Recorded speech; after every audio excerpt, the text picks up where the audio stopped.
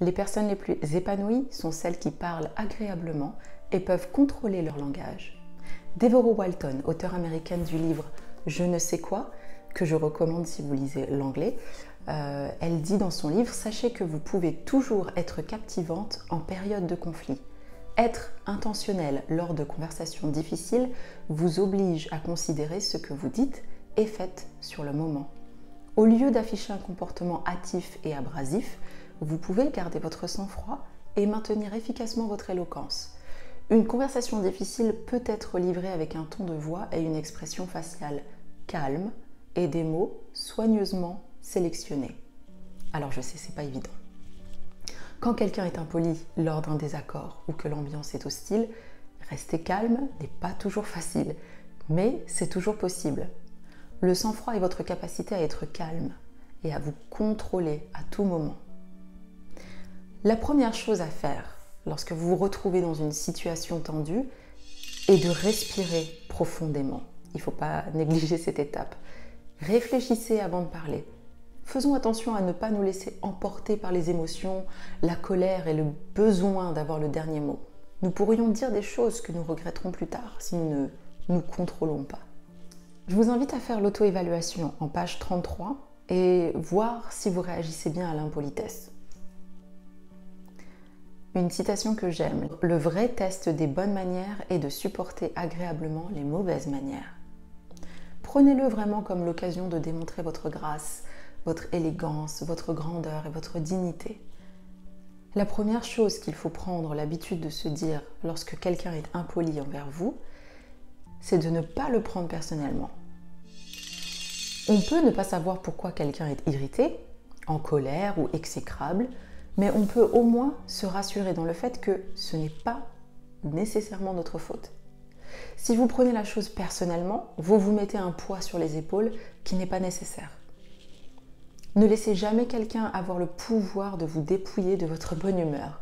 La meilleure façon de ne pas vous impliquer dans la mauvaise humeur de quelqu'un est de donner une réponse enjouée et légère. Montrez que vous n'êtes pas atteinte. Diminuez la gravité des propos par votre attitude détachée. Votre habilité à démontrer de la compassion à quelqu'un, malgré leur manque de gentillesse envers vous, est une vraie preuve de sang-froid. La Bible, en Proverbe 15.1, dit « Une aimable réponse apaise la fureur. Une parole blessante fait monter la colère. » Si vous vous retrouvez au beau milieu d'un sujet brûlant, ne heurtez pas vos interlocuteurs de front, ne soyez pas dogmatique, n'imposez pas votre opinion, mais avancez-la plutôt comme une question qui peut être débattue. Si le ton monte, restez courtois et contentez-vous d'affirmer que vous ne partagez pas les mêmes opinions. Il peut parfois être plus simple de proposer de poursuivre la discussion plus tard dans un lieu propice. Si vous avez des remarques à faire à quelqu'un qui peuvent être source de conflit, évitez d'utiliser les mots « toujours » et « jamais » et commencez vos phrases par « je » plutôt que « tu » ou « vous ». Par exemple, au lieu de dire « vous m'avez encore interrompu pendant la réunion », vous me faites toujours le même coup.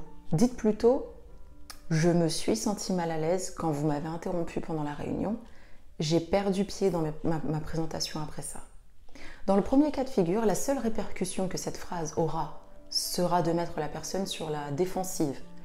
Et dans le deuxième cas de figure, vous partagez votre ressenti en disant « je me sens comme ceci quand tu fais ça ».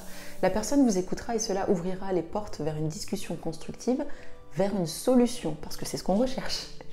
Quelles que soient les circonstances, lorsque vous êtes pris dans une dispute, rappelez-vous qui vous êtes.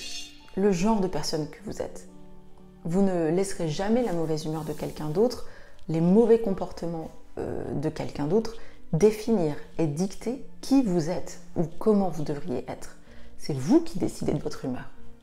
Pensez à prendre du recul mentalement. Ne prenez pas les choses trop personnellement comme je vous l'ai déjà dit et essayez de comprendre les raisons de la colère ou de la frustration. Gardez à l'esprit que vous n'avez pas besoin d'avoir le dernier mot. Vous n'avez pas besoin de valider votre point. Et surtout, rappelez-vous que personne ne gagne dans une dispute. Personne. Voici quelques phrases utiles. Vous semblez préoccupé, frustré, ému en ce moment, je vous laisse un instant et nous pourrons en rediscuter plus tard. Je ne pense pas que nous pourrons parvenir à un accord pour le moment, j'espère que nous le ferons en temps voulu. N'ajoutez rien si vous êtes trop submergé par les émotions et pensez que vous pourriez dire ou faire des choses que vous regretterez. Il est préférable parfois de se taire. N'ajoutez pas de l'huile sur le feu, n'envenimez pas la situation. La meilleure réponse aux mauvaises manières est de garder son calme, rester poli et partir. Vous savez, c'est une perte d'énergie que d'essayer de convaincre quelqu'un de nos perceptions.